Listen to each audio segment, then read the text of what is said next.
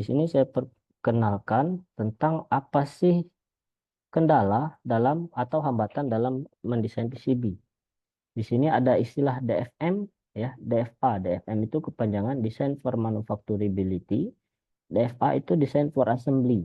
Ya, mengapa ini sebenarnya adalah dua hal yang berbeda, ya. Tapi terkadang di industri mereka hanya gunakan satu istilah saja, DFM atau DFA saja.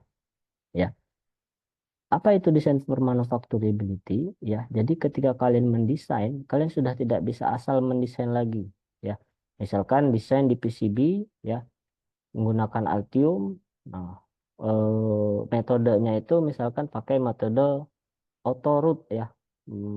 Biar Altium sendiri yang mendesain jalurnya, ya.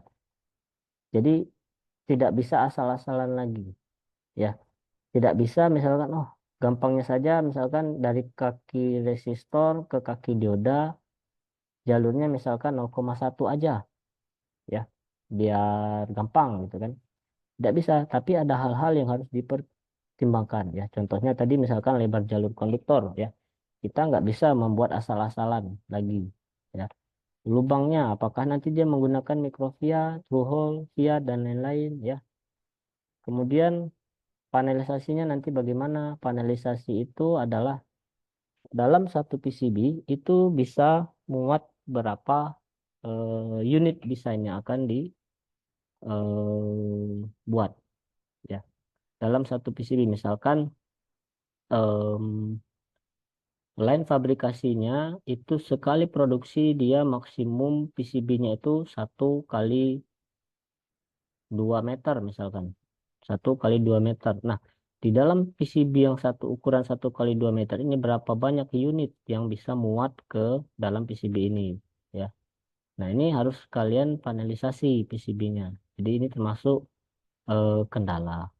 Kemudian jumlah layernya, ya. Jadi kita nggak bisa asal, oh, kita pakai PCB double layer aja, ya, biar gampang nanti proses pembuatan jalurnya, ya. Tidak bisa seperti itu lagi, ya. Misalkan dari customernya, saya pengennya PCB single layer. Nah, itu jadi kendala jadinya, ya. Single layer aja biar lebih murah biaya produksinya. Oke. Nah, kalau double layer kan gampang, ya. Nah, kalau single layer rumit nanti ngedesainnya, ya. Tidak ada layer atas dan layer bawahnya, gitu ya. Peletakan komponen juga sangat berpengaruh, ya. Mau diletakkan resistornya di mana, IC-nya di mana, itu akan berpengaruh nanti proses assembly-nya bagaimana, ya. Oke. Kemudian yang selanjutnya ada istilah DFT, Design for Testing. Ya, jadi itu tadi, ya, seperti yang di sebelumnya saya jelaskan, ketika mendesain, ya, kita tidak bisa lagi mendesain misalkan nanti akan ditesting koneksi jalur dari pad 1 ke pad 2, ya. Nah, ini harus kita pertimbangkan, ya. Harus ada kendala dalam kita mendesain, ya. Ya udah, kita misalkan ikut aja dari Altium. Altium kasih ukuran padnya misalkan 1 mili, yang ini juga 1 mili, ya sudah ikut saja. Ya tidak bisa. Kita harus ada pertimbangan dengan testingnya nanti seperti apa. Ya, design for testing namanya. Nah, bagaimana cara menentukan desain kita supaya dia tidak menghalangi proses testingnya? Yang pertama kita harus tahu alat yang digunakannya apa. Ya, tadi misalkan menggunakan mesin yang ada probe atau pinnya yang nanti akan menyentuh kedua pad ini untuk dilakukan pengujian, ya. Nah, contohnya ini mesin yang di bawah sini, ya, pada gambar ini. Ini ICT namanya, ya, mesin ICT. Jadi dia sudah ada pin-pin yang di bawah sini. Pin ini bisa kita pindah-pindah nanti sesuai dengan jalur mana yang atau bagian komponen mana yang mau kita hitung atau mau kita lihat performanya. Nah, tentunya ketika kalian mendesain, ya, harus ada bisa mempertimbangkan nanti bagaimana pin ini akan menyentuh tembaganya ini, ya, ya, supaya prosesnya lancar. Jangan sampai nanti ketika pinnya ini menyentuh malah merusak timahnya yang ada di sini. Misalkan pinnya tajam, ya, menyentuh ke sini ya.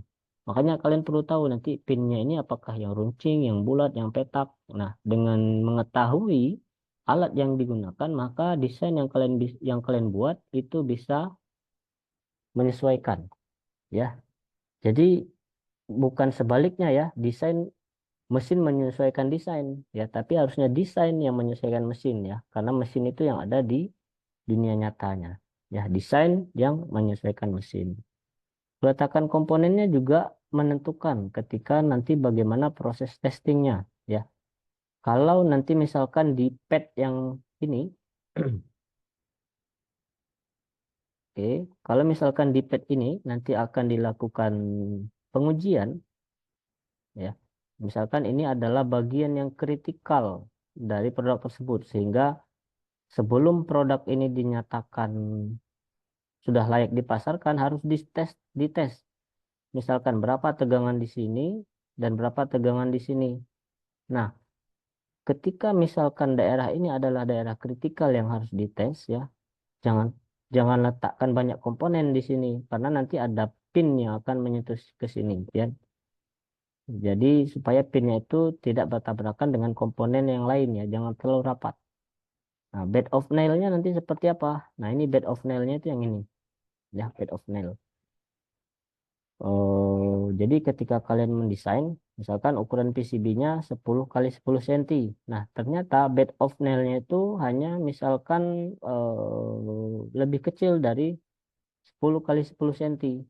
Ya, atau 10 kali 10 cm ini terlalu kecil misalkan dibandingkan dengan bed of nail yang tersedia. Ya, harus diperhitungkan. Peletakan kupon testing, ya ini nanti kita bahas di slide selanjutnya. Fidusial ya, fidusial juga kita bahas di slide selanjutnya. Fidusial itu bisa dikatakan tanda pengenal di PCB tersebut. Ya, jadi untuk menentukan orientasi PCB ini nanti kita bahas di slide selanjutnya. Test point ya, test point itu, nah misalkan tadi padnya kita sudah buat seperti ini, kemudian nanti ada probe yang akan menyentuh di sini. Nah, gampangnya bisa aja kita ambil jalur, kemudian kita buat bulatan seperti ini. Jadi nanti pin yang ada di bawah sini akan menyentuh pad yang ini ya. Dia tidak perlu menyentuh di sini. Toh secara koneksi dia terkoneksi ke kaki komponen yang ingin kita ukur. Nah, yang selanjutnya itu adalah design for reliability ya. Apa itu design for reliability? Jadi ini juga merupakan sebuah kendala dalam mendesain. Reliability kalau diartikan itu adalah keandalan ya, keandalan produk yang akan kita buat. Apa itu keandalan? Contoh misalkan kita membuat keandalan itu bisa diartikan seberapa tangguh produk yang akan kita buat ya. Nah, apa saja pertimbangannya ya terkait design for reliability? Yang pertama ini material. Oke. Nah, misalkan kita ingin membuat sebuah PCB ya yang nanti misalkan dia akan digunakan di mesin bedah ya, mesin bedah yang digunakan oleh dokter atau mesin-mesin alat medis gitu ya. Nah, material yang kita gunakan misalkan itu adalah material yang sering kita temukan di pasaran ya, material misalkan kelas rendah ya. Nah, sementara ya produk elektronik yang digunakan di proses medis itu adalah produk elektronik yang tingkat keselamatannya itu harus benar-benar terjamin. Ya, oleh karena itu material yang digunakan juga tentunya harus material yang bagus. Dari pemilihan resistor ya, cari resistor yang bagus yang sesuai dengan spesifikasi yang ditentukan oleh customer. Komponen yang lain, dioda, transistor juga ya harus yang kualitas yang bagus ya, yang sesuai dengan spesifikasi ya. Jangan sampai ketika kita mendesain produk elektronik yang bekerja di medis ya, itu materialnya asal-asalan ya. Nah, itu. Jadi itu merupakan kendala dalam mendesain. Kemudian ada thermal management. Ya, nah ini contohnya pada gambar ini. Ya, thermal management. Thermal management ini adalah bagaimana kita memanage atau mengatur panas yang ada di PCB. Nah, kalau dilihat dari gambar ini ya, ini adalah komponen-komponen yang ketika dia difungsikan itu dia menghasilkan panas. Ya, bagusnya ketika kita mendesain ya komponen yang menghasilkan panas ini ya jangan dikumpulkan menjadi di satu tempat di satu lokasi. Ya karena apa? Ya, ketika nanti dia dikumpulkan di satu lokasi, ya panas dari komponen ini akan akumulasi ya, bertambah bertambah panas ya. Nah, panas ini ya akan menurunkan reliability dari produk. Nah, ya, jadi misalkan kalian tadi sudah pilih eh, komponen yang materialnya bagus, prosesnya juga sudah bagus, tapi komponennya kalian susun seperti ini, ya sama aja ya. Karena panas ini nanti akan akumulasi dan merusak komponen yang ada di sekitarnya sehingga PCB-nya akan cepat rusak. Reliability-nya jadi turun. Usahakan tersebar ya komponen-komponen yang menghasilkan panas ini. Eh, misal atau misalkan oh Pak tidak bisa dia memang harus berdekatan seperti ini. Misalkan jalur-jalurnya itu dari satu komponen ke komponen yang satunya yang sama-sama menghasilkan panas dia harus sependek mungkin misalkan supaya dia bisa berfungsi dengan baik. Nah, kalau kondisi seperti ini tidak bisa dihindari, ya, cari alternatif lain bagaimana mendistribusi panas ini ke tempat lain ya. Misalkan dengan cara ditambahkan nanti kipas di atas ini sehingga meskipun dia berfungsi dan menghasilkan panas yang berlebih, panasnya itu akan ditransfer ke tempat lain oleh kipas, ya, begitu. Jenis komponen sudah ya, MTBF, mean time bit failure. Jenis komponen ini tadi ya, pilih resistor yang bagus ya. Bagus ini eh, belum terukur ya. Jadi ketika bagus itu artinya sesuai dengan spesifikasi produk yang diinginkan. Nah, apa itu? Contohnya di MTBF. Oke, misalkan dari customer bilangnya, saya ingin produk elektronik yang saya buat ini bisa bertahan selama 1 tahun di suhu misalkan 300 derajat. Artinya reliability-nya itu ya berarti produk ini nanti reliability-nya bisa digunakan selama 1 tahun dan tetap bertahan di suhu 300 derajat. Nah, komponen itu ada yang namanya MTBF-nya, mean time between failure. Oh, sorry. Jadi ketika kalian mendesain ya komponen atau material yang lain yang kalian gunakan harus memenuhi spesifikasi ini ya.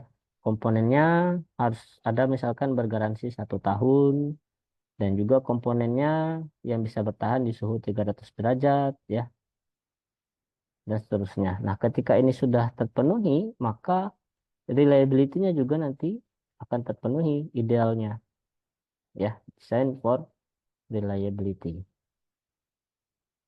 Jadi itu ya tadi saya ulangi DFA itu design for assembly ya.